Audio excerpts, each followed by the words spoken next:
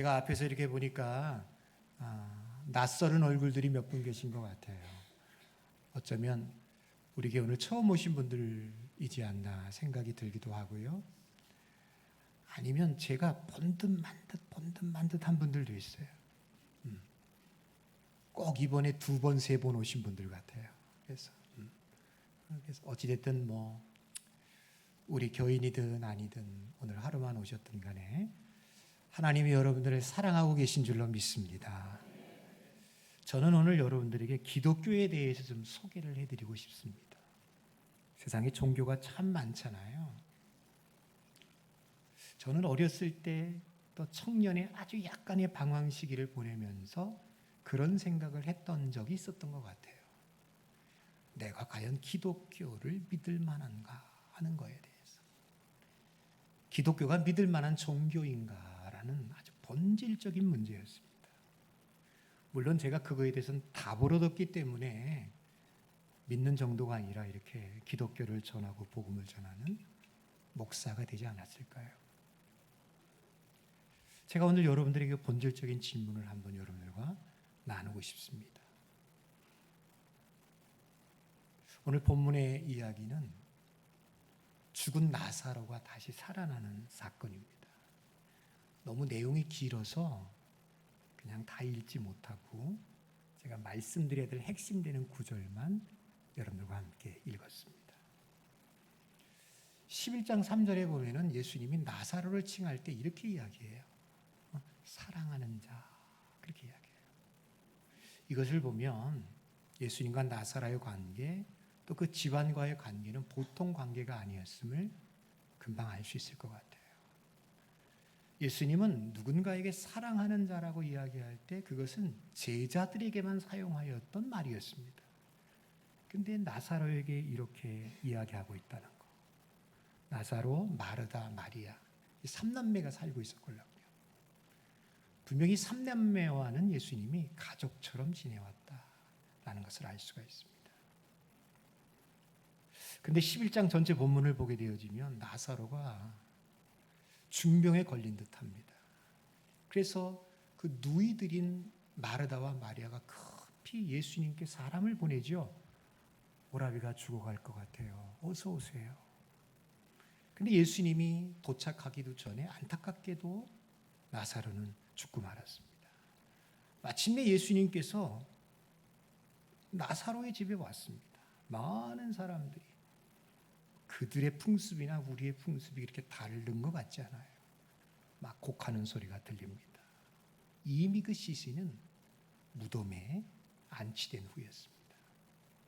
예수님께서 오신다는 말을 듣고서 마르다가 급히 달려가서 예수님을 마중합니다.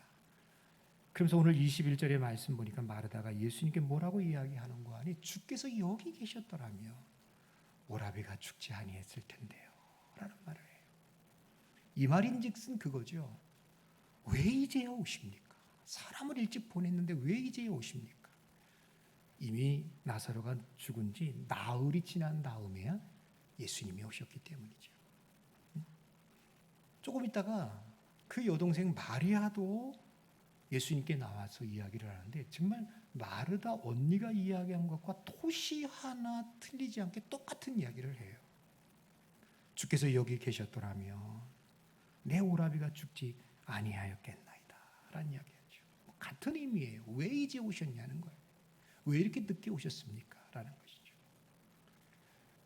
근데 여러분 계속해서 전개되어지는 그 상황을 보게 되어지면 이 두 자매가요. 같은 상황에서 같은 말을 했는데 예수님의 반응은 다르더라는 이야기예요. 자, 마르다의 말에 대해서 주님이 뭐라고 말씀하시죠? 11장 25절, 26절 한번 보실래요? 자, 이건 여러분들이 한번 같이 읽어도 좋은 말씀 같아요. 자, 읽습니다. 시작. 예수께서 이르시되 나는 부활이요 생명이니 나를 믿는 자는 죽어도 살겠고 무릇 살아서 나를 믿는 자는 영원히 죽지 아니하리니 이것을 내가 믿느냐. 아멘. 예수님 왜 이제 오셨어요? 조금 더 일찍 오시죠. 일찍 오셨으면 우리 오라비 죽지 않았을 텐데 하고 원망 섞인 말을 쏟아놓는 마르다에게 주님이 하시는 말씀. 나는 부활이요 생명이다. 나를 믿는 자는 죽어도 살겠고 무릇 살아서 믿는 자는 영원히 죽지 않는다. 때가 중요한 건 아니다. 여러분, 주님이 지금 마르다에게 말씀하고 있는 그 말 속에는 죽음 앞에 절망하고 있는 그녀에 대한 약간의 나무라는 듯한, 꾸짖는 듯한 그런 뉘앙스가 담겨져 있지 않습니까? 나는 부활이요 생명이다. 너 왜 그걸 못 믿느냐? 그런 거죠. 근데 똑같이 말하고 있는 마리아에게는 전혀 다른 반응을 보이셔요. 마르다에게 하셨던 꾸짖는 듯한 말씀을 하시지 않아요. 반박도 꾸짖음도 없습니다. 그녀의 슬픔과 절망을 밀어내기는커녕 오히려 그 속에 들어가서 함께 비통해 하시는 모습을 예수님이 보여주고 있어요. 11장 33절 34절 말씀 보니까 심령이 비통히 여기시고 불쌍히 여기셨다. 그리고 말씀하시죠. 그를 어디에 두었느냐. 마르다에게는 죽음 앞에 포기하고 절망하고 있는 그녀를 꾸짖습니다. 근데 마리아에게는 그녀의 슬픔에 자기의 감정을 이입시키면서 함께 공감하고 또 함께 위로해 주시고 있는 주님이 양면성이 나타나고 있는 것을 봐요. 여러분, 똑같은 상황인데 예수님의 반응이 좀 극과 극이라는 생각이 들지 않습니까? 제가 여러분들에게 묻고 싶어요. 예수님의 진짜 모습은 어떤 모습일까요? 죽음 앞에서 벌벌 떨고 있는 마르다를 책망하시는 모습이 진짜 주님의 모습일까? 아니면 죽음의 인간이 넘을 수 없는 한계 앞에서 슬퍼하고 고통스러워하는 마리아를 품어주는 것이 진짜 주님의 모습일까? 여러분은 어떤 것이 진짜 주님의 모습이라고 생각이 드십니까? 여러분 아시다시피 주님은 불과 이제 몇 분 후에는 이 죽은 나사로를 살려냅니다. 정말 마르다에게 말씀하신 것처럼 죽음이 어떻게 감당할 수 없는, 죽음이 절대 가눌 수 없는 부활이고 생명이신 주님이라는 것을 정확하게 보여주시죠. 물론 여러분 그렇다고 해서 오해하지 마세요. 그때에만 어떤 신적인 초자연적인 능력이 예수님께 임하게 되어져서 나사로를 살려낸 것은 아닙니다. 그때에만 그런 것은 아니에요. 주님은 당신에 대해서 말씀하셨던 것처럼 나는 부활이요 생명이라고 하심으로써 모든 생명을 부여하시고 지속시키는 능력이 있는 하나님이신 것을 분명히 말씀해주고 있어요. 죄와 사망을 정복하시러 오신 하나님이시고 하나님 아들 되시는 자기의 정체를 오늘 이 사건을 통해서 보여주시고 있다는 것이죠. 여러분 정말 그렇습니다. 우리 예수님이 어떤 분이시냐고요? 죄와 죽음이 결코 삼킬 수 없는 하나님이심에 틀림이 없습니다. 여러분들 예수님이 하나님 되심을 믿으시면 아멘 하십시오. 그가 하나님 되심은 우리가 믿어줘서 그분은 하나님이래, 하나님이셔야만 돼, 우리가 믿어주기 때문에, 그렇게 여기기 때문에 하나님이신 것은 아니에요.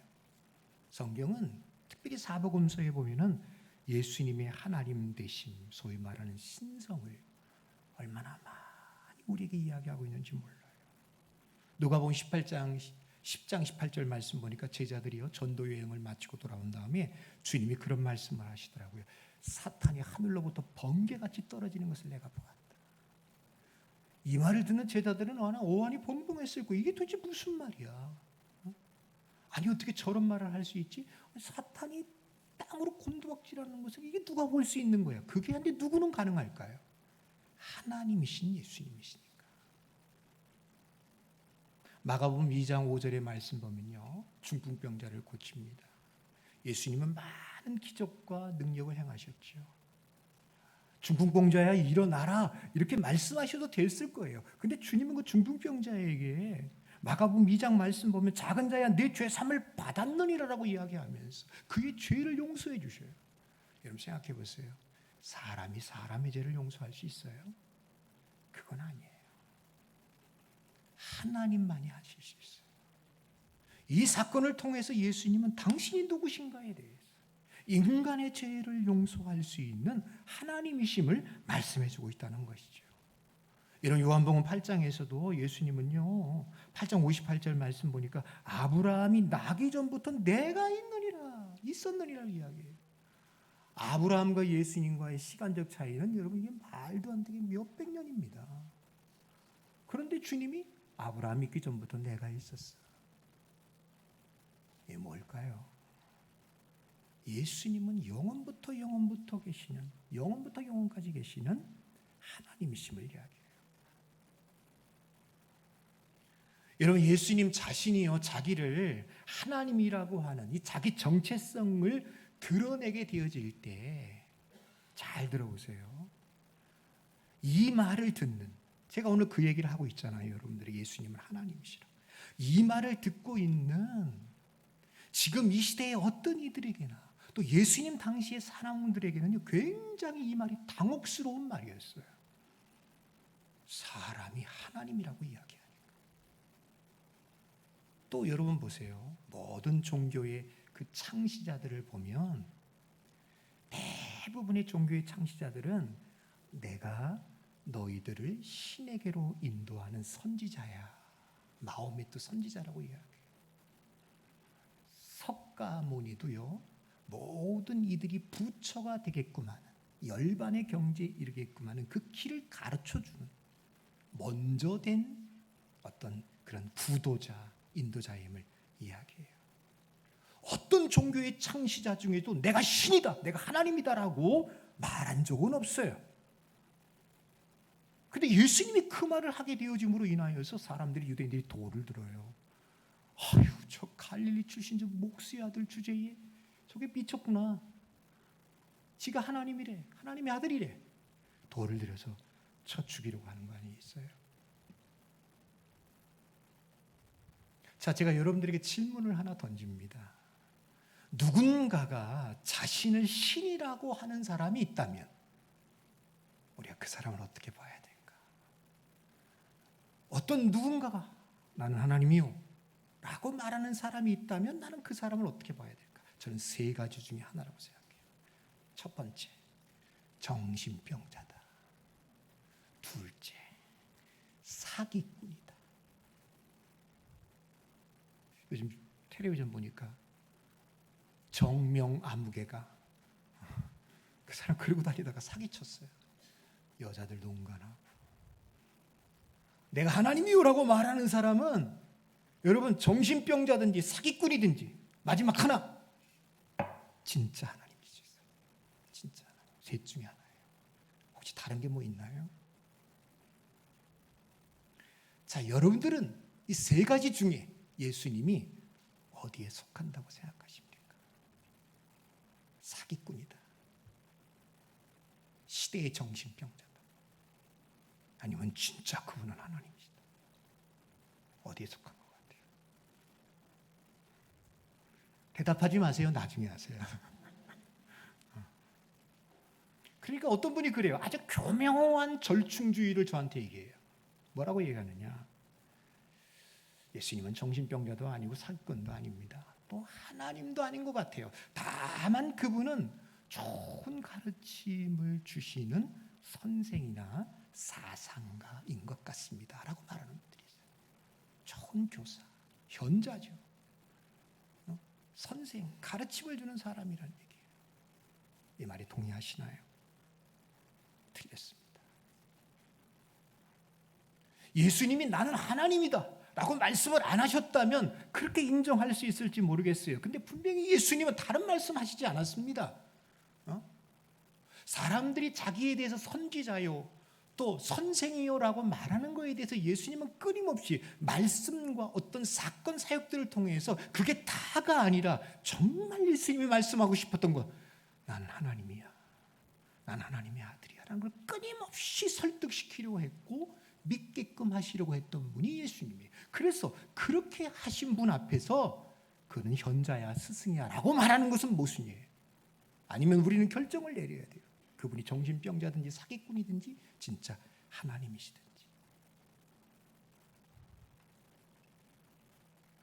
여러분, 오늘 라사로의 죽음 앞에서 주님은 당신이 누구신가를 말해주고 있어요.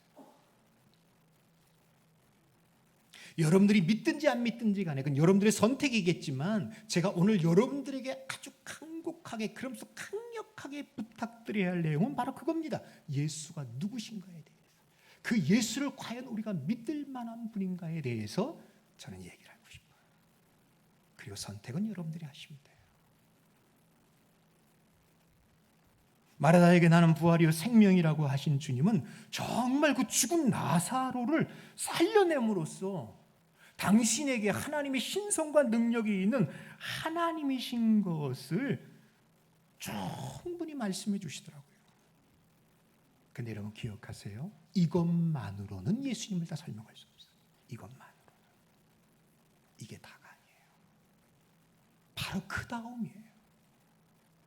바로 다음 순간 그분은 마리아와 더불어서 그 나사로의 죽음을 비통해 하시며 그 앞에서 울음을 터뜨리시는 예수님, 인간의 한계와 고뇌와 슬픔 앞에서 비통해 하시며 울음을 터뜨리시는 예수님, 이거를 놓치지 마세요. 이 예수님을 놓치지 마세요.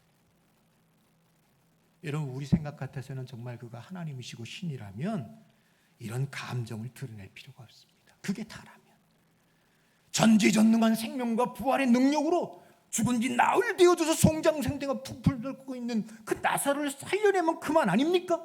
근데 예수님은 그게 아니었어요. 우는 자들과 함께 오셨어요. 고통스러워하는 그들의 마음을 어루만지시고 있어요.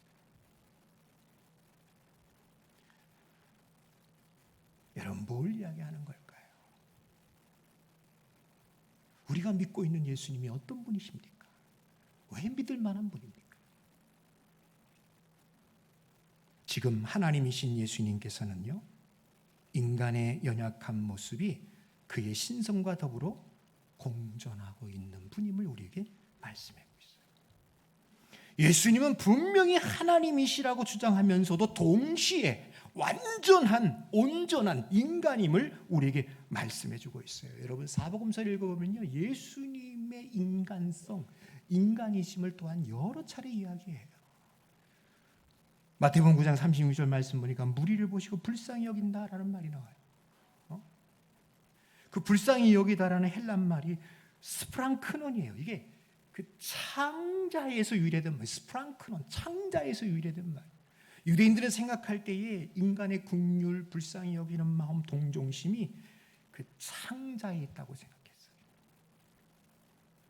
이 말이 뭡니까? 예수님이 불쌍히 여긴다라는 것은 우리 애간장을 태운다, 그런 말이 있어요. 창자가 끊어진다, 그 표현이 올라옵니다. 창자가 끊어지는 듯한 격한 동정심이 저 무리를 바라보면서 예수님에게 있다는 얘기예요. 그냥 하나님이시라면 그런 감정 느끼실 필요 없습니다. 그래, 너희들 필요한 거 뭐야? 필요한 거 채워주든지, 잘못했으면 혼찌검 내주든지, 그게 우리가 생각하고 있는 일반적인 신의 개념 아닙니까? 그러면 되는 거 아니겠어요? 근데 예수님은 그게 아니에요. 그걸 못 하신다는 게 아닙니다. 때로는 그렇게 하실 때도 있었어요. 그러나 인간을 바라보면서 창자가 끊어지는 듯한 격한 감정, 동정심을 예수님이 갖고 계셨다는 거예요. 어디 그뿐입니까? 여러분, 요한복음 19장 26절의 말씀 보니까 예수님이 십자가에 못 박혀 돌아가실 때 그 밑에 육신의 어머니 마리아가 있었어요. 옆에 요한이 있었어요. 그럼 요한에게 하시는 말씀을 들어보세요. 이 여자여, 보소서 아들입니다. 마리아에게 하는 말이죠.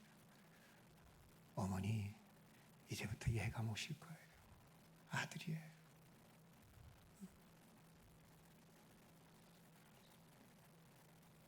너무나 우리와 똑같은 인간적인 모습을 그대로 보여주고 있다는 거예요.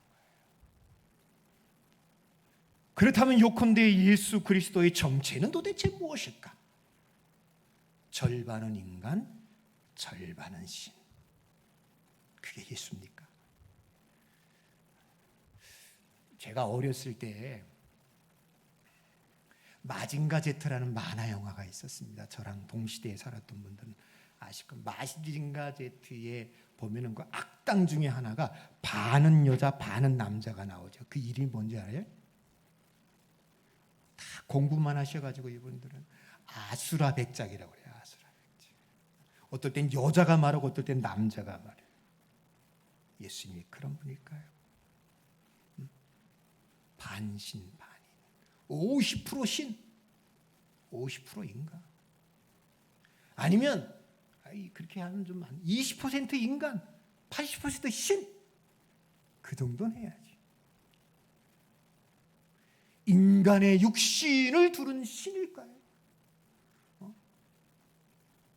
한국 전래 말도 안 되는 그 동화, 그 전설 같은 이야기는 꼬리 9 달린 구미요. 서방님 앞에서는 서방님 이렇게 하다가 밤만 되면은 그냥 나가서 피를 빨아먹고 들어오는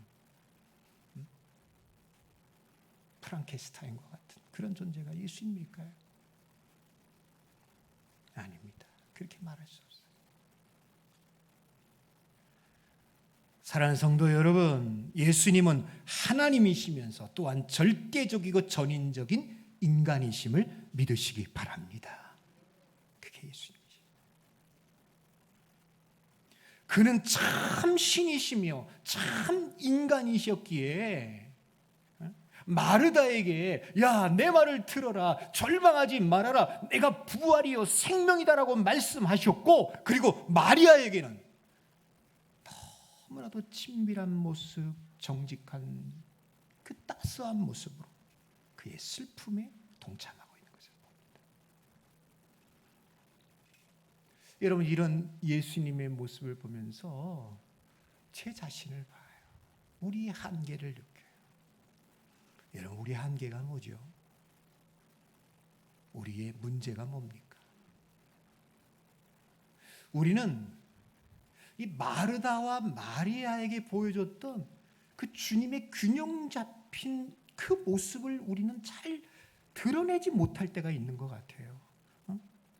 우리는 어떤 그 공경에 처하고 슬픔에 처한 사람에게 가서 우리는 어떻게 하죠? 그냥 자신의 진리를 쏟아놓기에 급급해요. 믿음이 있으니까 믿음까지 이야기해요. 야, 예수님은 생명이고 부활이셔. 너 왜 그까지 것 가지고 너 왜 두려워해? 너 왜 무서워해? 하나님이 너와 함께 계셔. 너 믿음도 없냐? 이놈아. 그래서 팍 닥쳐. 그렇죠. 믿는 사람이 믿음도 없냐? 너 그것도 못해? 하나님이 계시는데? 그 말이 뭐가 틀렸습니까? 맞지요? 하나님은 살아계시고 어떤 역경과 환공 속에서도 우리를 건져낼 수 있는 전능하신 하나님, 우리가 그 하나님 믿고 있다라는 거죠. 그 사람 입을 통해서 우리에게 지금 전달되고 있는 거예요. 그게 뭐가 잘못입니까? 그게 뭐가 문제입니까? 왜 이렇게 믿음이 없어? 시리에 빠진 사람들에게 막 공격할 때도 있고 공격을 받았을 때도 있을 것 같아요. 여러분, 그러다 보니까 사람들이 어떻게 하는지 아세요? 믿음이 없는데도 있는 척해요. 왜? 욕먹기 싫었어. 정죄당하기 싫었어. 약한 모습 보였다가는 와가지고 넌 믿음도 없냐? 두려워하지 말아라, 놀라지 말아라, 내가 너와 함께함이라. 그거 믿어. 그런 모습 보이기 싫어가지고요. 믿음이 쥐뿔 없는데 있는 척해요. 아무 일도 없는 거죠. 여러분, 반대 경우도 있습니다. 그저 가서 함께 붙들고 울고 동정만 해주는 거예요. 그게 다는 아니잖아요. 그렇게만 하면 안 되잖아요. 정말 그가 함께 울어주고 함께 고통스러워하나 그를 정말 또한 진리 가운데로, 믿음 가운데로 인도해 줘야 되는 것이 우리가 아닙니까? 근데 우리는 이 균형을 잡지 못할 때가 많아요. 우리는 공감해 줘야 할 때인데도 잘못만 지적할 때가 많이 있고, 이제는 진리를 말해 줘야 하는데도 그저 동정과 긍휼만이 우리의 최선이라고 생각할 때도 있다는 거예요. 그러나 오늘 우리 예수님은 그렇지 않습니다.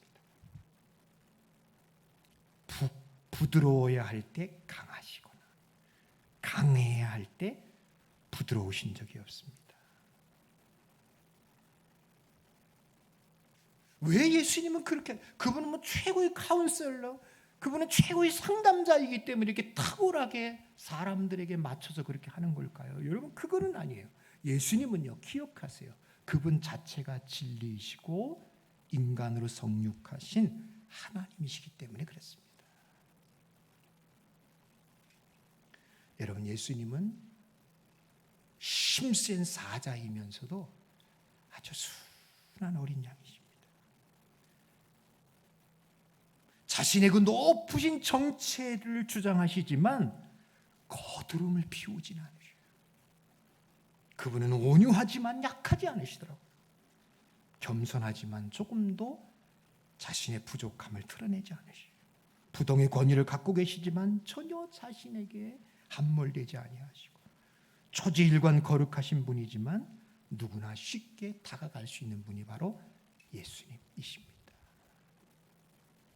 오늘 그 예수님을 여러분들이 영접하고 받아들일 수 있기를 주님의 이름으로 간절히 축원합니다. 하나님이시기에 죄와 죽음으로 얼룩지고 온갖 부조리와 이기심을 갖고 있는 이 세상을 하나님의 권능과 능력으로 칼을 들고 와서 이 세상을 심판하실 수도 있는 분이 예수님이었어요. 근데 예수님은 이 땅에 칼을 들고 오시지 않았어요. 못을 들고 오셨어요. 자신을 십자가에 못 박혀 죽게 인류를 위해서, 우리를 위해 대신 죄값을 받으시고 심판받으러 오신 분이 바로 예수님이십니다.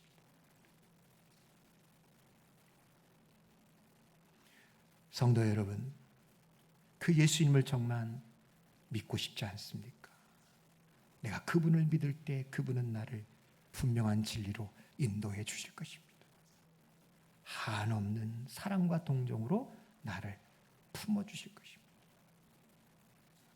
이 자리에 계신 여러분들 한번 여러분들의 인생 살아온 것을 한번 곰곰이 되짚어 보시기 바랍니다. 진리를 모른 채 이리저리 방황하며 살고 있지는 않았습니까? 인생의 목표를 방황하고 잃어버린 채 하루하루 그냥 살아가는 것에 만족하지 않았습니까? 진리신 예수님을 영접하십시오. 그분이 여러분들을 인도해 주실 줄로 믿습니다. 나를 정죄하는 사람은 많은데 진심으로 나를 걱정하고 이해해 주는 사람이 없어서 외롭다고 생각들지 않으십니까? 예수님을 영접하십시오. 마리아를 위로하셨던 그 주님이 오늘 여러분들을 위로해 주실 줄로 믿습니다. 이제 선택은 여러분들에게 달려 있습니다. 진리를 모른 채 방황하며 살 것이냐, 갑갑하고 냉랭한 세상만 한탄하며 살 것이냐, 예수님을 영접하시며 전능자 하나님 되시는 그분이 죄와 사망으로부터, 그리고 그 모든 죄의 영향으로부터 여러분들을 구해내실 뿐만 아니라 한없는 위로와 평강을 여러분들에게 주실 줄로 믿습니다. 오늘 그 예수님이 여러분들 마음 가운데 들어올 수 있기를 간절히 축원합니다. 자, 우리 함께 찬양합시다. 행복입니다. 뭐가 행복일까요? 이게 행복 아닐까요? 함께 찬양합니다.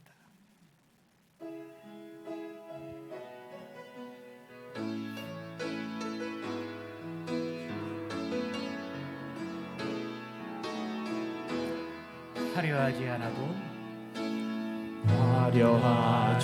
않아도 정결하게 사는 삶, 가진 것이 적어도 감사하며 사는 삶, 내게 주신 작은 힘 나눠주며 사는 삶, 이것이 나의 삶의 행복이라오. 눈물 날 일 많지만 기도할 수 있는 것, 억울한 일 많으나 주를 위해 참는 것, 비록 짧은 작은 삶 주 뜻대로 사는 것, 이 이것이 나의 삶의 행복이라오. 이것이 행복이라오.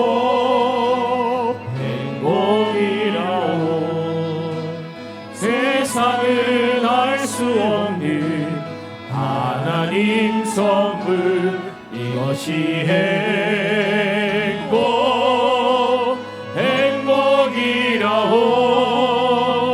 하나님의 자녀로 살아가는 것, 이것이 행복이라오.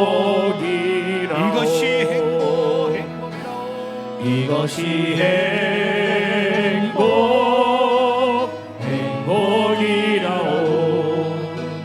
세상은 알 수 없는 하나님 선물, 이것이 행복이라오.